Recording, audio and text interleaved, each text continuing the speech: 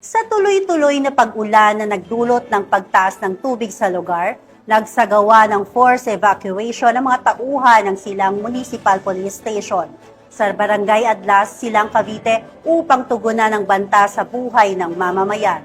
Ang kabuuan ng report mula kay Patrolwoman Priscel May Urbano. Isang forced evacuation ang isinagawa ng mga tauhan ng Silang Municipal Police Station sa Barangay Adlas, Silang Cavite kasabay ng patuloy na pag-ulan na nagdulot ng pag-apaw ng ilog sa lugar. Nito lamang ika-22 ng Hulyo taong kasalukuyan.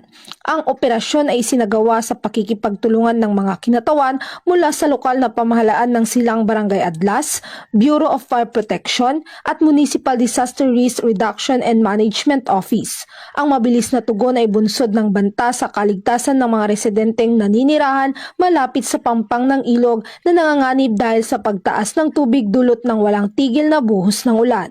Layunin ng operasyon ng matiyak ang kaligtasan ng mga residente at maiwasan ang anumang trahedya sa gitna ng masamang panahon. Ang mga lumikas na pamilya ay pansamantalang dinala sa ligtas na evacuation center na itinalaga ng LGU.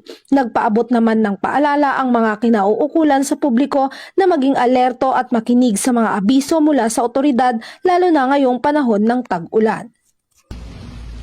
Mula dito sa Calabarzon, ako ang inyong Police News Network correspondent, Patrolwoman Priscel May Urbano, alagad ng batas, tagapaguyod ng Balitang Pulis.